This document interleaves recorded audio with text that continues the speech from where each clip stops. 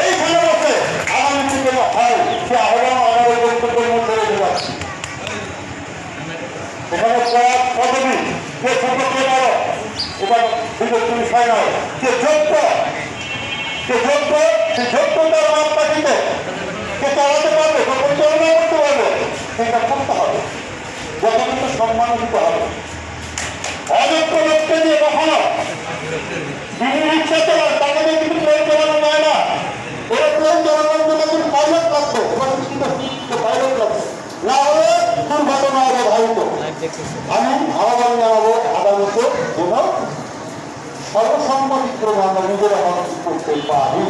এখন আজকে প্রশ্ন আসছে, আজকে আমাদের এখানে প্রশ্ন নিশ্চয় হয়েছে, আপনারা নাম পরিবর্তন করেন,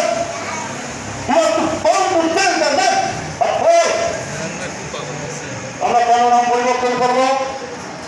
আমরা তার মেয়ে যারা করছে তাদের মেয়ে একটা মন্দির প্রতিষ্ঠিত হয়নি।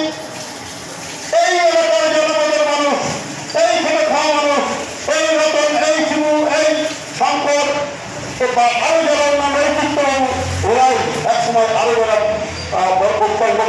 তাদের প্রচেষ্টায় এই মন্দিরটি প্রতিষ্ঠিত হয়েছে। হয়তো সেখানে হয়তো আমার সমন্বয় ছিল। আজকে আমাদের উপর খবর তালিকা কেন আমরা কেন করতে পারি না? আজকে এই মন্দিরকে কেন্দ্র করে, আজকে এই মন্দিরটি প্রতিষ্ঠিত হওয়ার পর যেখানে সিঁদুর দেওয়া, অ্যাকচুয়ালি আমরা একে অপরকে চিনি, কিন্তু এই মন্দির তৈরি কাজটি কোন দাদা, সবাই আমরা দাদারা বসে আছি, নাহলে চিনতাম না। আমাদের এমন কোনো সিম্বল নাই যে চেনা যায় ওই লোকটা অন্য ধর্মের, ওই লোকটা আমার ধর্মের, এটা কিন্তু বুঝতে পারতাম না। আজকে চিনতে পারছি, এই দেবালয়ে এসে একসঙ্গে প্রণাম করে, পূজা করে এবং সমস্ত অনুষ্ঠান আদি করে আমরা একে অপরকে চিনি এবং জানি। আর চিন্তা চেনা যায় সহজে, কিন্তু নারীদেরকে দেখলে,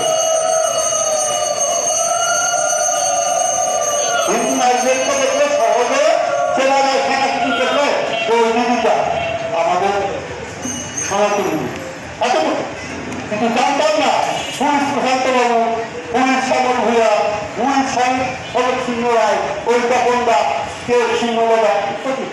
আমরা কিন্তু কেউ কাউকে চিনতাম না। আজকে এই দেবালয়টা গড়ে উঠেছে, এই দেবালয়কে কেন্দ্র করে আমি জানাতে চাই এবং আমি উপলব্ধি করি, যেহেতু 35 বছরের চলাচল আমার এখানে এবং আমি এখানে বসবাস করছি, থেকে এখানে চারিদিকে প্রচুর আমাদের সনাতন সম্প্রদায়